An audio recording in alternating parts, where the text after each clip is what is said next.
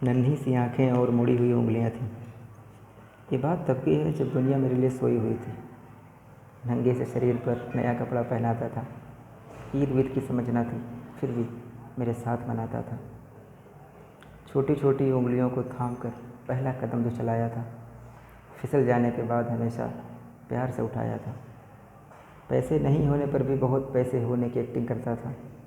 उसके खुद के सपने अधूरे थे, पर मेरे लिए बुन रहा था।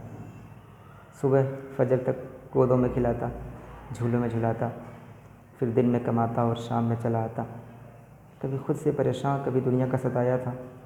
एक बाप ही था जिसने मुझे रोते हुए हंसाया था। एक बाप ही था जिसने मुझे रोते हुए हंसाया था। अल्फाजों से तो गूंगा था मैं, पर वो मेरी इशारे समझ रहा था। मैं खुद इस बात से हैरान हूँ आज कि कल वो मुझे किस तरह पढ़ रहा था। अब्बा तो छोड़ो यार, अभी आ भी निकला ना था, लेकिन वो मेरी हर फरमाइशों को पूरा कर रहा था और मैं भी उसके लाड प्यार में अब ढलने लगा था। घर से वो निकल न जाए, उसके कदमों पे नज़रें रखने लगा था। और मुद्दे तो हज़ार थे बाज़ार में उसके पास, पर कब ढल जाएगा सूरज, उसको इसका इंतज़ार था।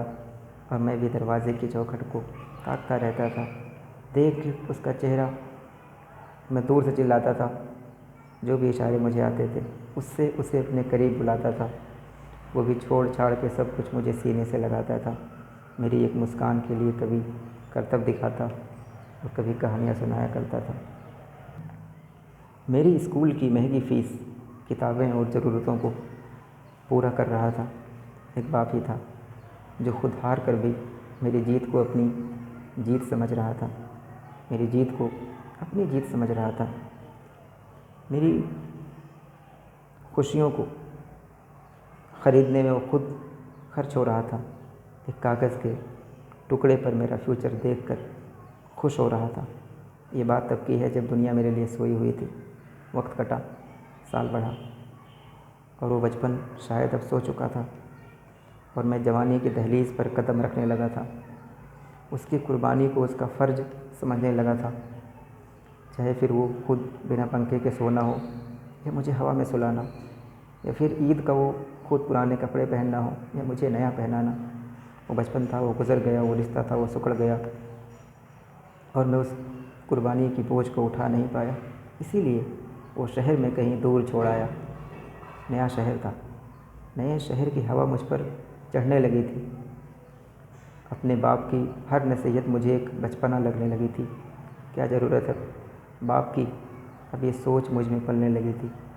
और उधर मेरा बाप बेचैन था मेरी याद में कि कुछ रोज़ तो घर आजा बेटा। बस यही था उसकी फरियाद में, और मैं उससे हिसाब लेने लगा था।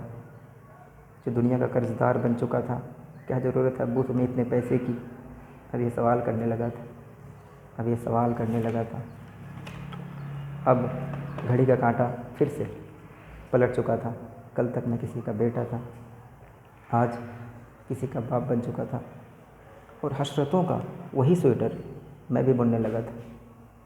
कल क्या करेगा मेरा बेटा, मैं भी यही सोचने लगा था। दुनिया में कोई उससे ना आगे था, ना कोई अपना था, सब पराया था। बस वही एक सपना था।